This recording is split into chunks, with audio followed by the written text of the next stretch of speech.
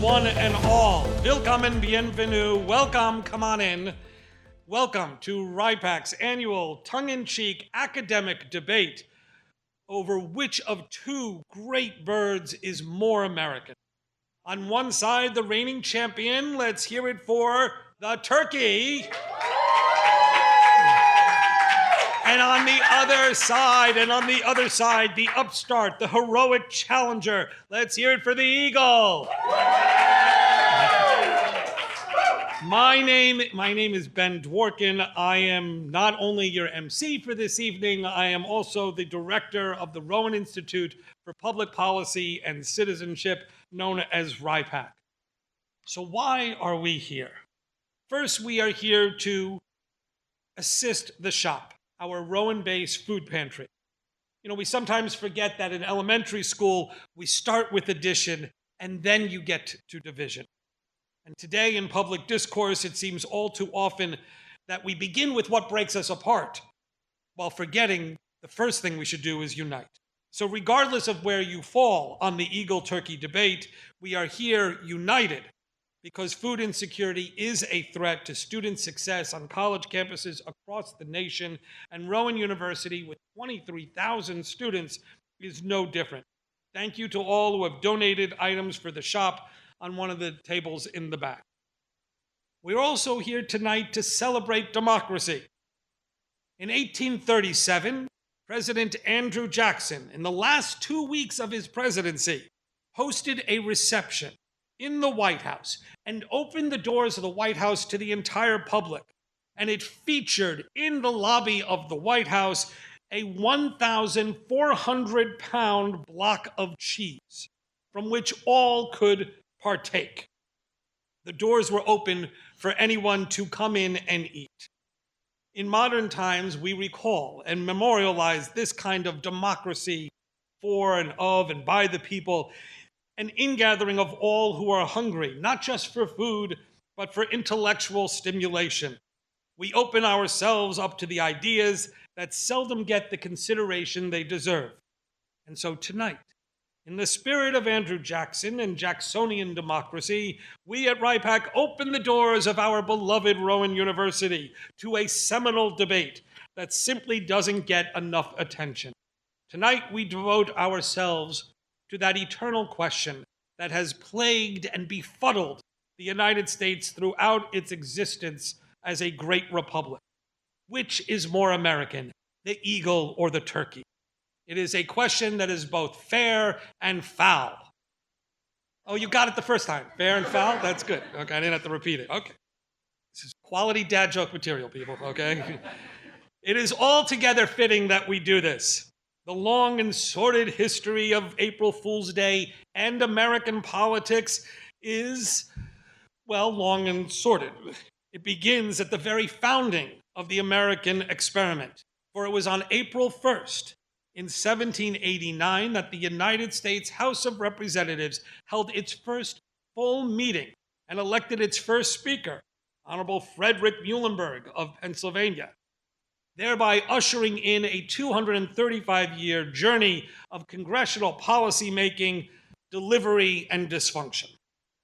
The irony of having the birth of the American Congress fall on April Fool's Day should not be lost on anyone. You can laugh. That's a little bit of a joke. Okay. Everybody else will be better. Finally, we're here to have fun.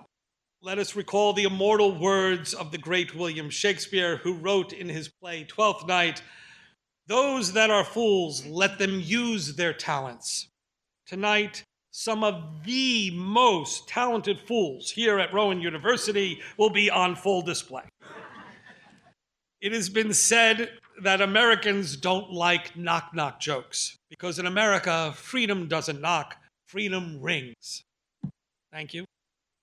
And with that ringing endorsement, we celebrate tonight by featuring a distinguished panel of academics. I'd like to introduce them now. Please stand and be recognized when I say your name. Advocating on behalf of the Eagle, we have a professor in the Department of English, an expert in U.S. literature and 20th and 21st century poetry, hailing from both Glenside, Pennsylvania and Kinnelon, New Jersey. Please welcome for Team Eagle, Professor Bill Friend. He will be joined by a computer science major from the Rowan University class of 2024, following his preparatory work in Sicklerville, New Jersey. Please welcome William Zycinsky IV. Advocating on behalf of #Team Turkey from the Rowan University Department of Journalism, a 5-time Emmy-nominated producer, reporter, and commentator, as well as a lawyer, hailing from historic Morristown, New Jersey, Professor Candace Kelley. And she will be joined by a liberal studies major from the class of 2024, the pride of Hamilton Township, New Jersey, Lauren Sorrento. The way this program is going to work is that each panelist will have about 8 minutes or so to make their case, each using their chosen field of study and expertise to buttress their arguments. As should be expected in the freewheeling world of academic debate, nothing is off limits. You have been warned. And so for all you sycophants out there hoping to curry favor with your professor, if you have any desire to rush the stage in admiration, please don't. It's just going to be crazy. We don't want to. Once all 4 presentations are done, the debaters will all come up to the dais here, and we will read off some questions that have been submitted outside, and people submitted when they signed up online. And I'll just go through them. We'll see how they respond. In the end, we will pick a winner for this year's debate through the most unscientific measurement, the volume of applause for each side. So get ready to yell.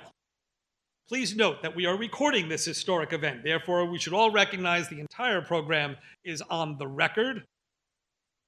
And finally, unlike other programs where they tell you to turn your phone off, we will not.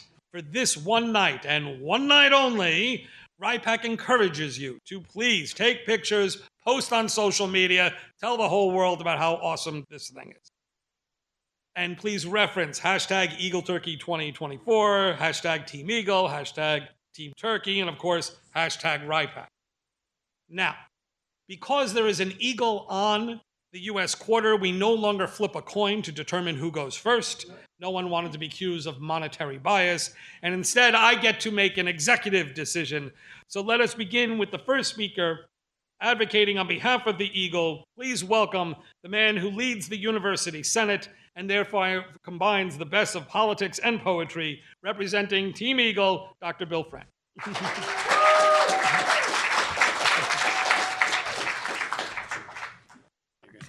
So I want to start off talking about my robes, which, as you probably know, are purple, from the University of Washington in Seattle.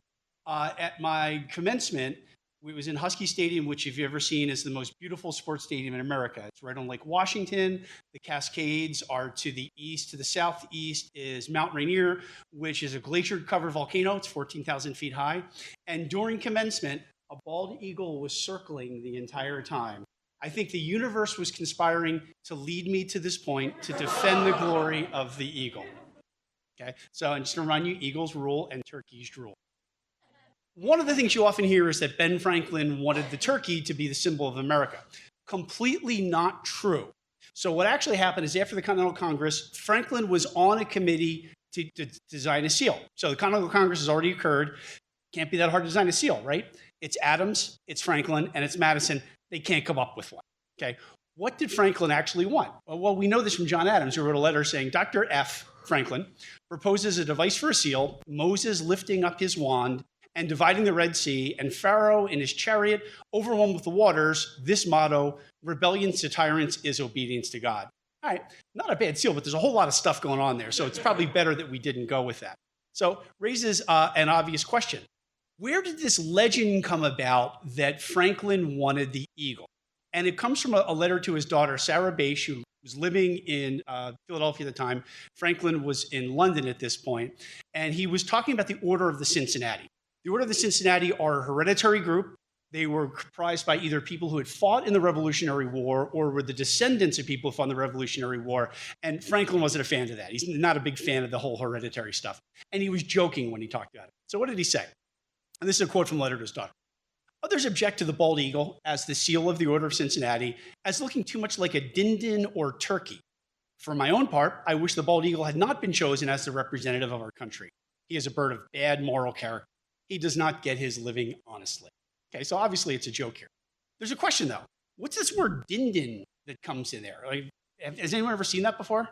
Okay, it's actually the French word for turkey. Why? I mean, frankly, you probably know, was fluent in French. He spent a lot of time convincing the French not to join the English during the Revolutionary War, thereby sealing our victory. Why is he using this word for turkey? It turns out that dindin is actually a contraction of poulet d'Inde, or chicken from India. The idea within France, they actually thought turkeys came from India, the subcontinent, not people, not indigenous people. So chicken from India. Okay, so Franklin clearly suggested turkeys are not American. Okay, says it right there. What did he think they were good for? In an earlier letter, you probably know, Franklin did many things, including experimenting with electricity. He wrote to his friend Peter Collinson, and he had been electrocuting turkeys to see how well his batteries worked. And he said, birds killed in this manner eat uncommonly tender. Okay, so he was a big fan of electrocuting turkeys. Okay, so this raises a question. In the earlier quote I had, he said, eagles are of low moral character. Why would he say that? I have an answer that's surprising, and the answer is because he was drunk. Okay? Okay. And here's the example we have. It's a letter from John Adams, his friend to Abigail Adams, John Adams' wife, from April 1st, 1784. And Adams writes, "My dearest Abigail, I received with pleasure your missive of March 17th. Franklin, as you know, is a man of formidable erudition, so I read with some degree of consternation his comments on the bald eagle, that grand denizen of the celestial realm that also stands for our great and good nation. Too much inclined to the vintages of Bordeaux and Sancerre, Franklin, in my estimation, must have been deep in his cups when he penned such a scurrilous attack on our American bird of Jove. Our loving friend Madison has said that after quaffing several flagons of Pink Whitney, Dr. Franklin has been known to perform keg stands while repetitively grunting, eagle bad, eagle bad. Without question, he harbors some booze-fueled animus to that noble bird. Now, I know there's probably some skepticism in here, but I want to defend this. Many of you probably think Pink Whitney is an overly sweet drink designed by hockey players. Franklin himself actually developed the cocktail at the Tun Tavern in Philadelphia. It was a mixture of kind of cheap rum with unripe gooseberries that grew near the Tun Tavern, which would make it pink. And he named it after Whitney, who was a woman of somewhat questionable virtue that he would spend time with. Okay, so that's where it came about. Keg stands, Franklin himself actually invented the keg stand. They had the old-fashioned flagons. He was actually, so just as he invented electricity, the University of Pennsylvania, Pennsylvania Hospital, fire insurance, he also invented the keg stand. Now, I know some of you are saying, do you have a source for that? And what I would say is, well, just Google it yourself after we're done voting at some point. But also, do you have a source that he didn't say it? Because, you know, as any historian will tell you, unless you can prove that what I said is wrong, we have to accept it's right. You know, I don't make the rules, that's just the way they are. Okay, so to summarize, first of all, Franklin never suggested the turkey should be our national bird. Never said it, it's a legend. Okay. Instead, he said they were un-American animals that should be electrocuted and eaten. Okay. He only disparaged the bald eagle when he was drunk. Also,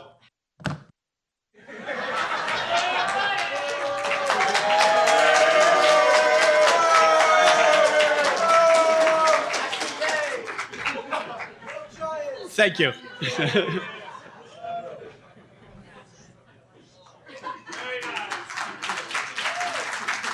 Let's have a big round of applause for Dr. Bill Friend. That was great.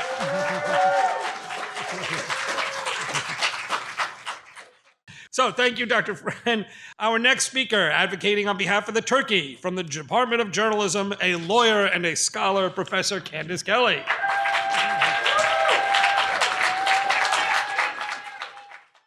So, good evening, everyone.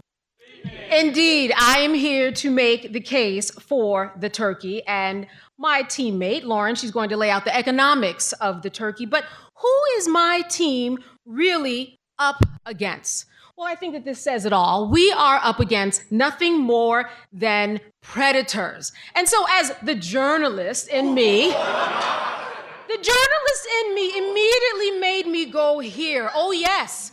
Yes, we know all about the predator. We know that they are full of deceit. when the predator opens the door in a cotton polyester blend robe to help 13-year-old Bree with her algebra homework, we know foul play when we see it. The predator is not American. The predator is a problem. And by the way, this is not fake news. This is all based on facts because that's exactly how the journalism department teaches. That's right. Woo! And of course, in the name of disclosure, which is also what a journalist does if there's any conflict of interest or anything that we want to make sure that people know, I do know that host Chris Hansen's personal scandals and infidelity and financial troubles, and it did overshadow the show eventually, which is why it's off air. But stick with me, I think I made my point. Do you remember, change slide, do you remember the COVID-19? All right, and see, notice I put a "the" in front of it because I'm talking about the weight that you might have gained during COVID. That's what they call the COVID-19. Forget about the freshman 15. It's the COVID-19. For some of you, was it the COVID-25? Can I get a COVID 40? Oh my goodness. All right, sold to the man in the COVID 40.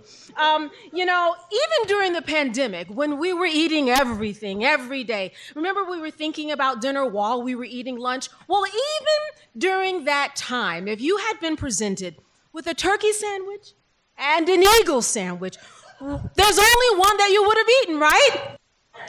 I'm a little concerned about the response from this audience. There's only one sandwich that you would have eaten. All right, they're out there in the front. We've got turkey sandwiches, ladies and gentlemen. It's the eagle that stays home nesting all day, only to get up and grab food. No one wants to go back to the era of COVID-19. Now, we already heard my distinguished colleague talk about Benjamin Franklin, and he is correct. That is not fake news. But in considering whether or not the turkey, should have been considered to represent America, this is what Benjamin Franklin said in defending the honor of the turkey against the bald eagle. He said the bald eagle is a bird of bad moral character, as we already heard. He does not get his living honestly. He is too lazy to fish for himself. But about that turkey, here is what he wrote. He said the turkey is a much more respectable bird. I imagine he had an accent of sorts.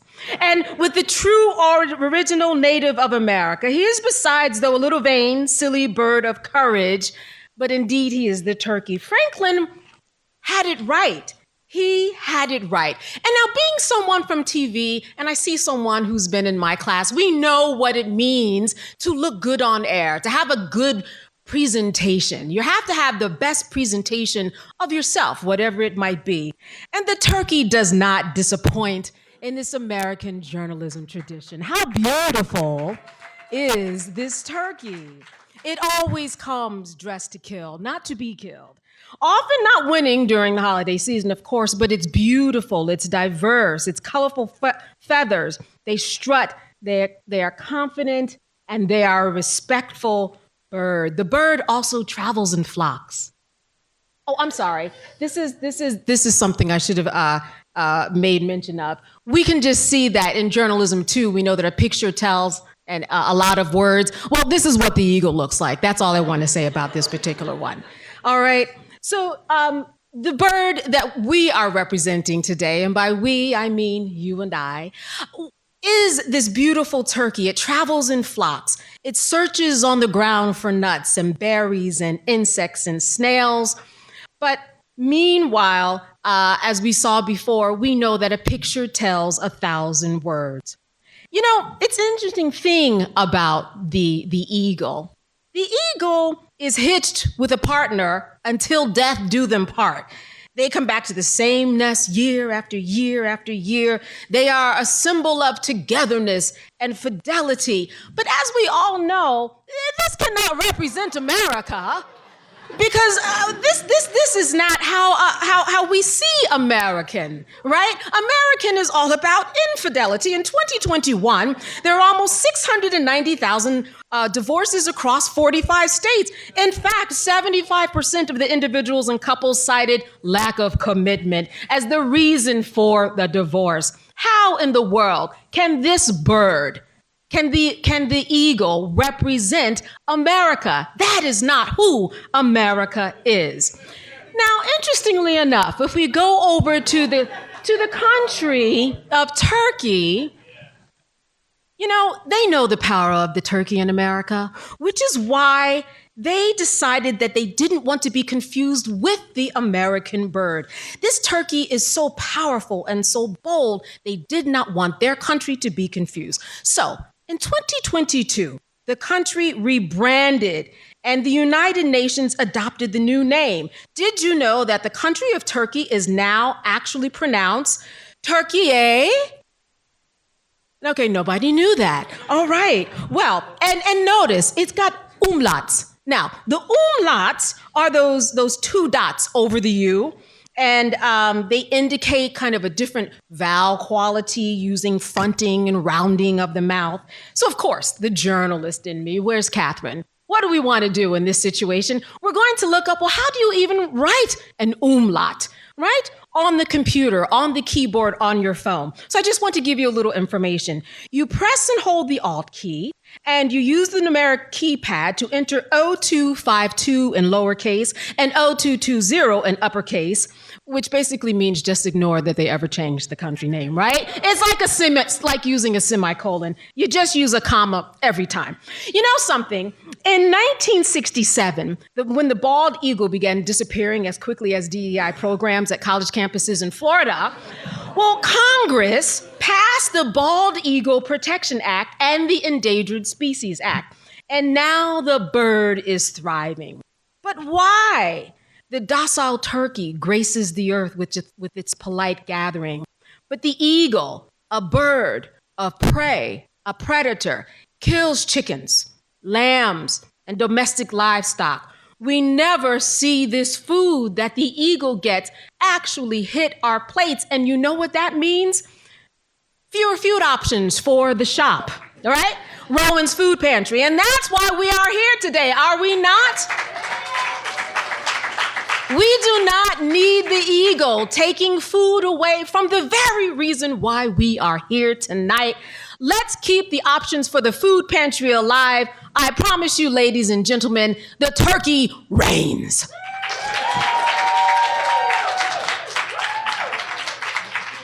Okay, thank you. Let's have another round of applause for Professor Kelley. Our next speaker, on behalf of the Eagle, a senior computer science major from Sicklerville, New Jersey, please welcome the fourth incarnation of his name, William Zycinsky.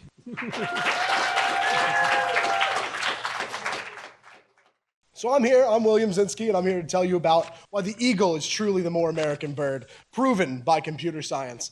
Now, as you said, I'm the fourth iteration. You might have known my father, William Zycinsky III, or his the second, or his the first, or his Clarence. And so I'm just here to, first and foremost, prove our roots. As Americans, our roots started with efficiency, resource management, and parallel processing, as we all know. Efficiency, we needed, as we landed on the Mayflower, to be efficient, to do all these things, start colonies. We needed to survive through efficiency. Through resource management, we needed to be able to take the resources here and make them into something, build cities. And as we built those cities, parallel processing, we really needed to go and manifest destiny our way through. Just so happens these are computer science topics, as I was told I should have been listening to in my lectures. Think about efficiency. We're constantly trying to reach the next thing to make our phones and everything we live off faster. The resource management we have, and also the parallel processing, I'll let you figure that one out. Eagle facts. Eagles tend to fly a max of 40 miles per hour, and they can reach up to 200 miles per hour while diving down. That's almost as fast as me.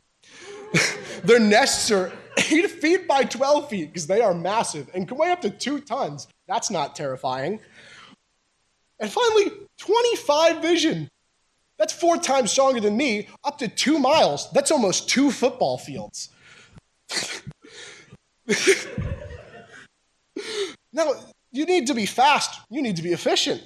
To be able to make nests of such greatness, you need to be quite good at managing your resources. And finally, to see that far, you need to be pretty good at parallel processing so you can manage what you're seeing as well as flying that fast. Just so happens that there are fans of cybersecurity as well. National security in this country is handled a lot through the National Security Agency, also known as the NSA, and they provide expertise in cybersecurity, about keeping us safe, about hacking, and just everything that has to do with the phones that we use and the computers that we have to use every day. Fun fact, Utah alone reports having that their data center of the NSA in their state increases their number of hacks a day to over 300 million hacks per day. They're not watching us. And what do they use to represent all that might? What do they use to show us that we're safe? An eagle. They're not using a turkey. The turkey's nowhere to be found at our front lines. Now, the opposition might have you thinking that the turkey's what we eat and therefore it's contributing to the economy or something. But all that revenue of all those turkeys, that's covered in eagles, baby. We're not talking about turkeys when you're buying a turkey sandwich. You're handing over, what are you thinking about? That money. We're not thinking about the turkey sandwich when we have to go tap that card. Nextly, what are turkeys? Outdated. I know I'd rather have ham. I know a lot of people are also thinking ham at Thanksgiving nowadays. You know, turkeys have just been around too long. It's time for something new to step in. Turkeys are like old programming languages. Good segue. We're not using them anymore because we're enjoying it. The bird is too hard to make at Thanksgiving. Everyone's upset. We need to make some new room for newer programming languages, a newer bird. Ditch the turkey. Hop on an eagle. So, in summation, what are we looking at an eagle? Something that truly represents who we are. We're fast, we're efficient, we conquer, and we make things happen. The turkey sits around eating things off the ground. We go and take. And truly, what's more American than that? It's the better bird. Thank you so much.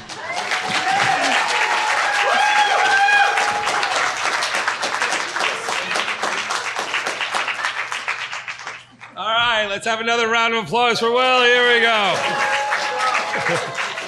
Our final debater of the evening from Hamilton Township, New Jersey, is a senior who is a liberal studies major and someone who I have to admit makes me personally feel quite old. Because, and this is actually true, I know her dad, who's here tonight, from high school. And so the fact that our kids are now like students of mine, this is freaking me out a little bit. But please welcome Lauren Sorrento.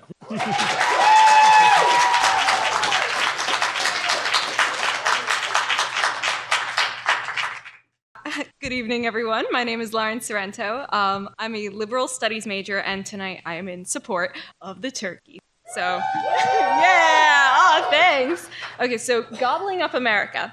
Gobbling up American identity. Why turkeys rule the roost. So, at first, you may be thinking, liberal studies? What? Why would they choose a liberal studies major for this debate? What can they talk about? Isn't liberal studies just for people who are undecided and it's their final year? Yes, I was for a long time. So, what can they talk about? What does a liberal studies major even, study at school? Anything they want, as long as they end up with 2 concentrations. So, essentially, I'm a wild card, so, you don't know. I mean, some people talked about it, but at first, you wouldn't have known what I would have been talking about. But by pursuing a liberal studies major, it's allowed me to get a very broad view of the world, allowing me to explore different classes and different majors. So I'm reflecting this in my debate tonight. So I ask you, what's most important to Americans? Now, some might say things like freedom. I don't know, but we all know what it really is. Money. We all know,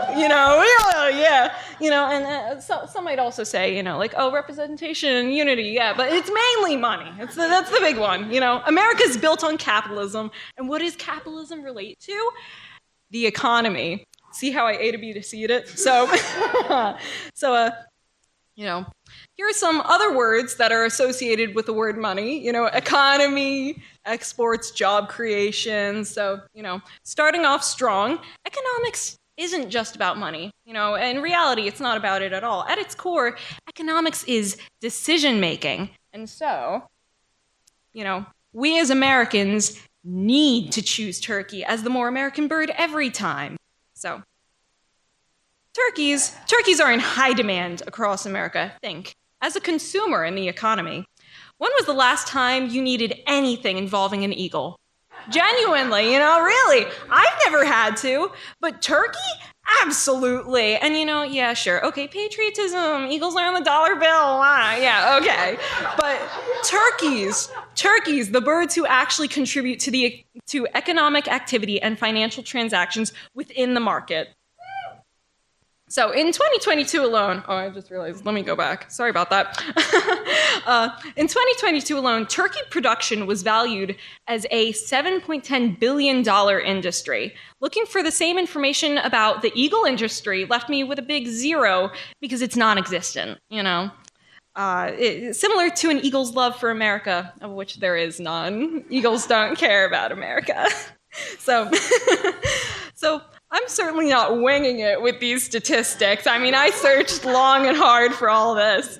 We can clearly see that in absolutely every way, turkeys have the upper hand over eagles in terms of the poultry market landscape. So looking at the empirical data of the consumption of meat, turkeys have consistently been chosen through the years with high demand. Last year alone, turkey meat consumption in America was estimated to be 4.8 billion pounds. That's a lot, I can't eat that much turkey meat, but unfortunately, turkeys have been declining as exports, seeing that in 2018, 611 million pounds of turkey meat was exported compared to 2022 when only 407 million pounds were. But hey, you know what? That's more for us here in America.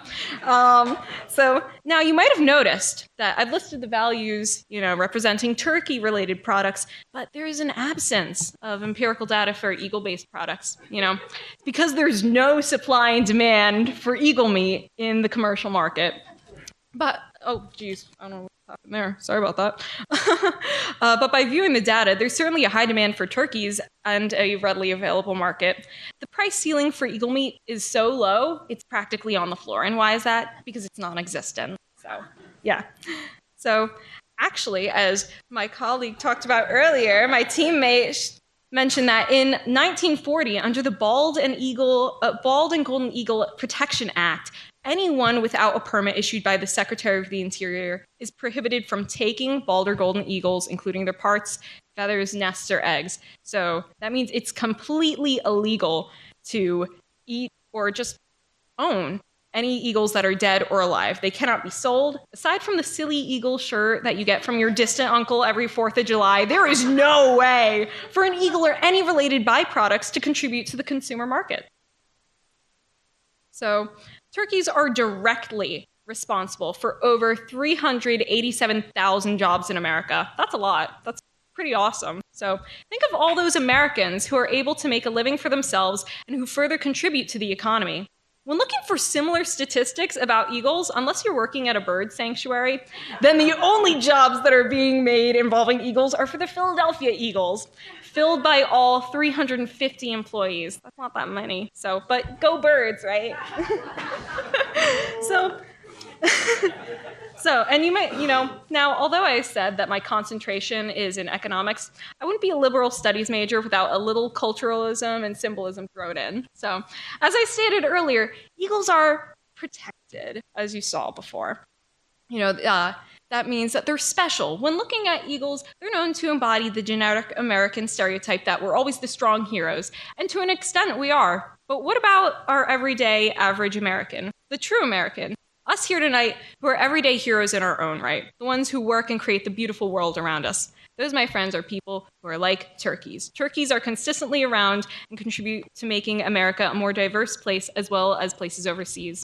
Eagles are once-in-a-while birds. You might see like one or two in person throughout your life, because I don't think I've ever actually seen one in person. But I've seen plenty of turkeys outside my home. Turkeys are forever. So, so just a quick fun fact before time's up. I promise I'm almost done. Less than or equal to half the people in this room have at least seen a turkey in person before. Less than or equal to 3/4 of the room has eaten turkey meat at least once because of those sandwiches outside, But nobody in this room has ever eaten eagle meat before, unless, someone illegally did that. But, I'm hoping. But anyway, just so we're clear, eagles contribute virtually nothing to the economy compared to turkeys. So, we want a bird that relates to us. So thank you so much for agreeing with me.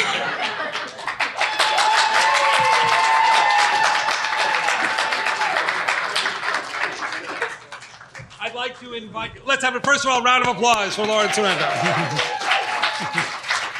I'd like to invite all of our debaters to come up.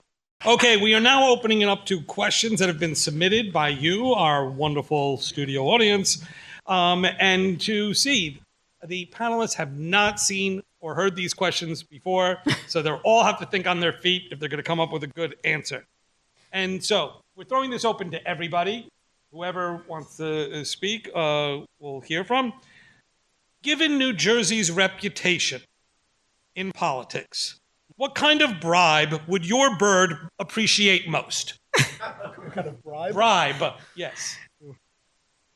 Kind of. Probably one of the heads of those weak turkeys. That might be a suitable offering, yes. Anybody else? Well, since the eagle is on the $100 bill, we'll take some of those. There you go. Okay. All right, let's move on to the next. If your bird ran for president, what would its number one be? What would be its number one campaign issue? Probably making sure that law that eagles can't be eaten is enforced well. Okay.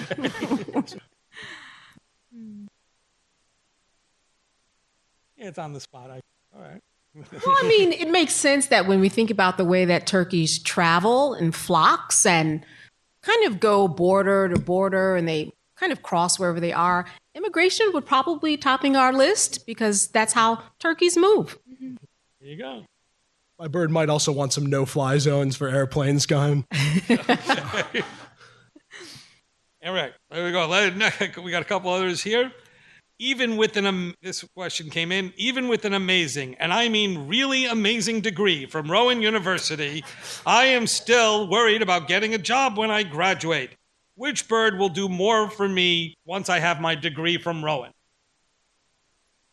I'd imagine that a turkey would be able to help any Rowan student, As a Rowan student, we have an owl? Yeah, maybe we should change it to a turkey. I'm sure a turkey could help you find a job. Clearly looking at the economy, Oh. Well, maybe it should be a turkey because all it has done is gobble our money. But we should instead make sure that the eagle is represented in its ability to get you a job. As I said, it's super fast and sets up strong base, which is what we really need in the job economy. Well, I think obviously one of the goals of education is to help you to fly. So, turkeys don't fly, they plummet. So you fly like an eagle.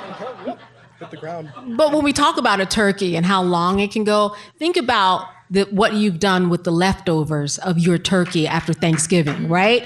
When we're talking about students or former students once they get their jobs who get their first job and maybe on the lower end of the salary scale, make that one turkey and it's going to last you for 6 weeks. I know. That's because it is put in the fridge mostly immediately after. Okay. This one came in. Do you think your bird can represent both peacetime and wartime America? Which one does it align with more? I'll go back to the American poet Wallace Stevens. Some of you might know who is kind of the most unconventional poet ever. When he decided he wanted to be a poet, he went to Harvard Law School because he figured he had a lot of money. He wasn't a political poet, but he did write one called Connoisseur of Chaos, and looking at the chaos of fascist Italy, of Nazi Germany, of Stalinist Russia, his final metaphor is an eagle soaring above the Alps, where the Alps is his entire nest. So he's comfortable with that. So eagle can certainly represent transcending the petty partisan divisions of our time, our move towards autocracy and something higher. There we go. Anybody else? Peacetime, wartime, bird? Probably peacetime. As we noted, the NSA, which is represented by an eagle, just tries to keep us peaceful. So I'd probably keep on that track. You know, it never misses. Rather, you can handle both. There you go. Yeah, exactly. Anybody else? Okay. Actually, we just touched on this, but I want to, as our last question here, does either side have what it takes to help mend the partisan divide in Washington? Please explain. Which bird will bring America together? Well, eagles stay together for life, so that's really us staying together for life. Well, I mean, I think Team Turkey made the case. What does America stand for? Money. What's on money? The eagle. The So, eagle. you know, by their own argument, the eagle should be able to do that. Yeah. Well, who can actually deal better with those who are in Congress right now? I would say turkeys, because there are a bunch of turkeys in Congress right now, and you can speak their language. Oh, yes, absolutely. We can do it. Yes, And I agree. All right. they might be. Let's- Nope, sorry. Thank you, panelists. Let's give them a round of applause. They handled that very well. And so, my fellow Americans, ladies and gentlemen, mesdames and messieurs, esteemed colleagues, students who are required to be here, students who are sucking up to be here, and students who just wanted to learn, a decision must be made. On the question before us, which is more American? I now turn it to the audience by applause. Which is more American? Who favors the eagle?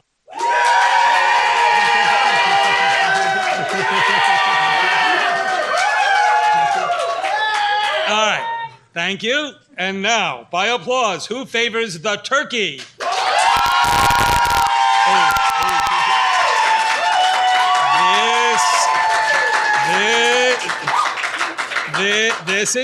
This is tough. We're gonna have to do this again. Okay. So again, which is more American? The eagle.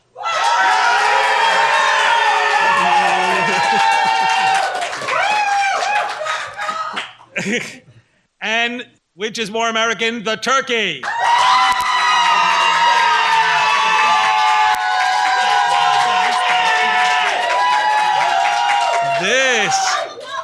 Wow.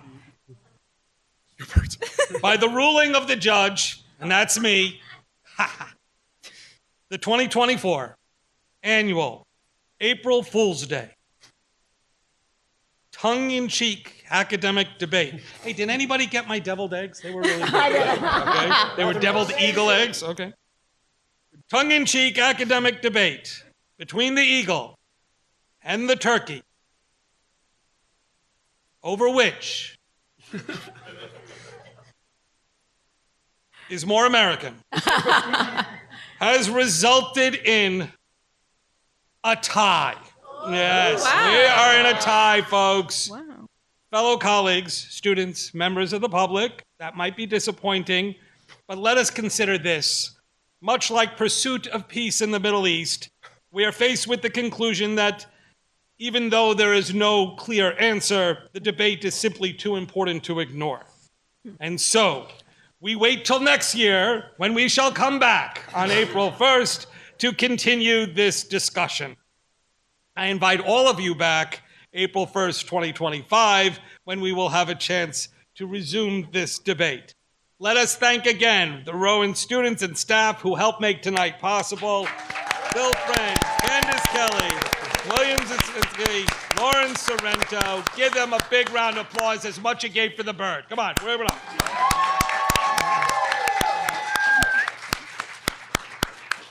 And I just want to thank them, and I just want to conclude with this point. We host tonight's event for many reasons, but especially because in politics, it's important to remember to laugh.